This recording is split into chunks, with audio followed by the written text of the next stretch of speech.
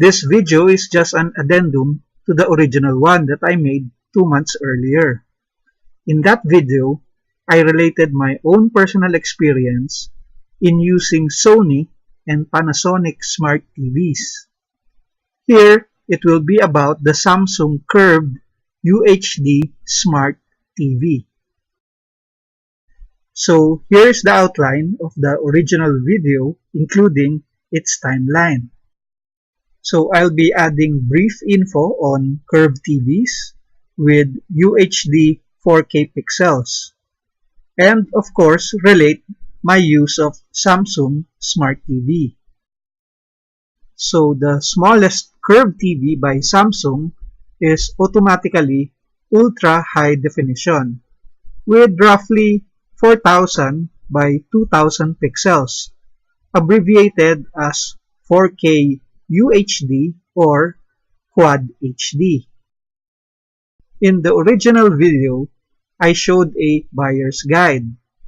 It discusses on TV technology like the curved TVs, as well as 4K UHD TVs for maximum viewing, including recommended viewing distance for TV screen size. Again, in the original video, I showed the setup of Wi-Fi locations at home in relation to the 2 smart TVs and the 3 non-smart TVs, but converted to smart TVs because of the Mi Box and Fire Stick. This time, we will just be concentrating on this specific area, where I have removed our previous non-smart TV. Let's blow it up and center it, which I have now replaced with the Samsung curved TV. So for a 49-inch TV screen, the recommended viewing distance is 5 to 8 feet, which is perfect for our sala with adjacent dining table. So here it is from top view, both turned off and turned on. And here it is from side view, both turned off and turned on. For the pros and cons of flat screen versus curved screen, the analysis of technical critics is that it is not good. Yet, if you look at reviews of actual owners who bought and uses it, it's an excellent decision on their part.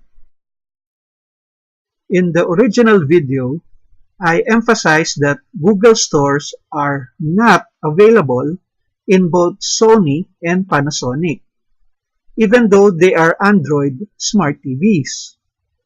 Their only similarity is having Netflix and YouTube as pre-installed apps.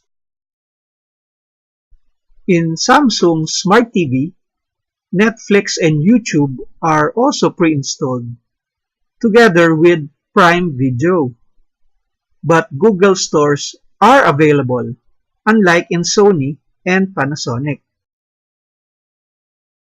Remote controls of Sony, Panasonic, and Mi Box S have a Netflix button, but Samsung's does not have a Netflix button, similar to the Amazon Fire Stick.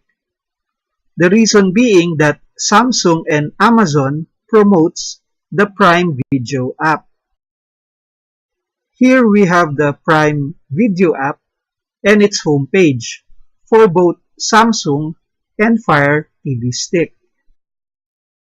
This is the summarized preview in the original video, with the major differences between the things I showed before. Let's now squeeze in Samsung here between the smart TVs and TV boxes.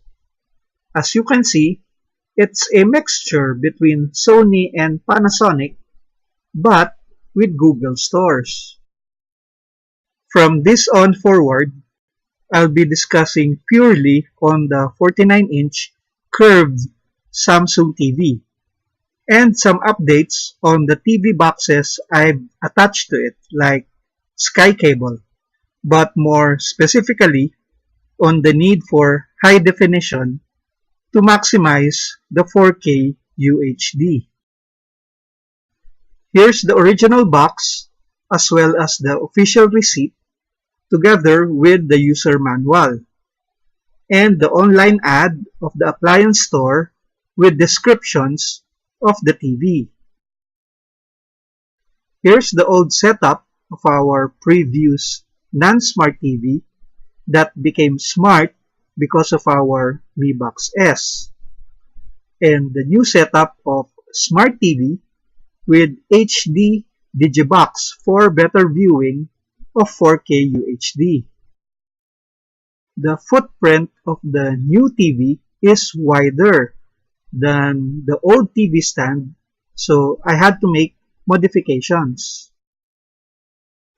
Edges are put in place to avoid the footstand from sliding away from the table. Samsung's manual also advises attaching the back towards the wall cabinet. So I attached plastic hooks, fastened it to the back using nylon strings and metal hooks. Upon turning on the TV, you need to register an account first with Samsung before proceeding. In Sony, Panasonic, and Mi Box S, this is not required. Although in Fire TV Stick, you also need to register an account with Amazon first. While the TV is turned off, you can see my reflection.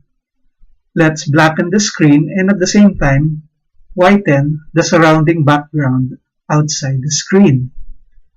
Now let's turn on the TV and see the initial screen as well as choices we have to make. At the bottom is the new navigation bar of Samsung using the Tizen OS since 2015. Regarding sources, you can choose TV for aerial reception or choose the two HDMIs for separate cable and TV boxes, or the AV component for an old DVD player. From this page, you can press left to go to notifications. Then press to the right to go to settings. Press up if you want to change any of the options. Then pressing further right, you can search for a specific item you are looking for.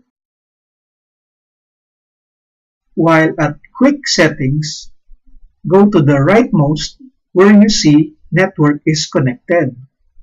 Click on it so that network settings and status is displayed as your choice. The network connection can now be verified, including strength signal. In the apps page, the most recent one used will appear. Like here, it's the e-manual. You can clear all recents, remove highlighted app, or add to home.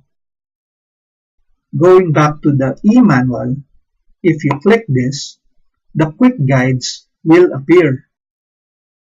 The initial apps are Netflix and YouTube, which I won't show anymore since I already discussed these apps in length in the original video. I will concentrate more on Prime Video app that I didn't tackle before. You can sign in with your Samsung account or register with your Amazon account. This is the initial homepage, as you can see highlighted above. If you press right, the menu for TV shows appear. Note that it detected I'm using a UHD TV. So initially, you have Prime Original Series, Top TV, and Drama TV. By pressing down further below, you have Comedy TV, Kids and Family TV, and crime TV. Then you have action and adventure, thriller, anime, and finally, Japanese series and recently added. If you press to the right, the menu for movies will appear. Press down to see top movies, kids and family movies, and comedy movies.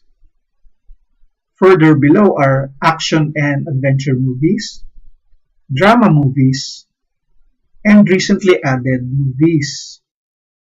Then you have documentary movies, romance movies, and thriller movies. Further below are crime movies, movies in Hindi, and horror movies. And finally, we have movie genres plus Prime Original movies available in UHD. And lastly, to the rightmost is settings with different options and choices.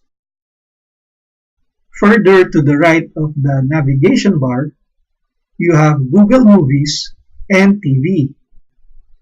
Then you have Gallery, where you can sign in with your Samsung account. And finally, you have Internet, where you can browse and surf websites. And of course, we have Live TV, where you can get totally free aerial signals. You can look at a TV guide, a list of channels, and even schedule your viewing. But beforehand, you need to scan your area for channel signals you can detect. Upon opening the app installer, the editor's choice and most popular ones appear. Among the common ones are iFlix, Spotify, YouTube Kids, and Hook TV. Then, the hidden downloaded apps are enumerated like Facebook Watch and McAfee Antivirus. For the group content, you initially have music and radio, apps to kill time, and Smart View enabled. Then to the right, we have news and weather, smart life, and finally, content preview. For the genre, you initially have video, sports, and game. And further right, you have lifestyle, information, and education. By the way, you can view details of each app and also see the total memory you have consumed with your apps.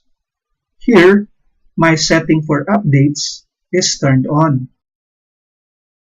For the connection guide as a source, you can connect your cell phone to the TV. Select mobile device and you can now screen share content.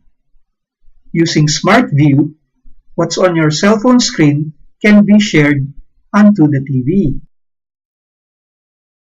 So watching a 4K UHD video on your cell phone can be mirrored on the TV screen. Finally, in the Options menu, you can configure picture like dynamic mode, sound like standard mode, broadcasting like applying channel lock, general like network, and support like software update. And in order to maximize viewing, we had to upgrade to a high-definition Digibox. And here we have the available HD channels of Sky Cable with Gold subscription. Here is the old list of Sky Cable channels I showed in the original video. While here is the old list of channels of ABS-CBN TV Plus in that video. Whereas, here now is the updated channels for both Sky Cable and ABS-CBN TV+.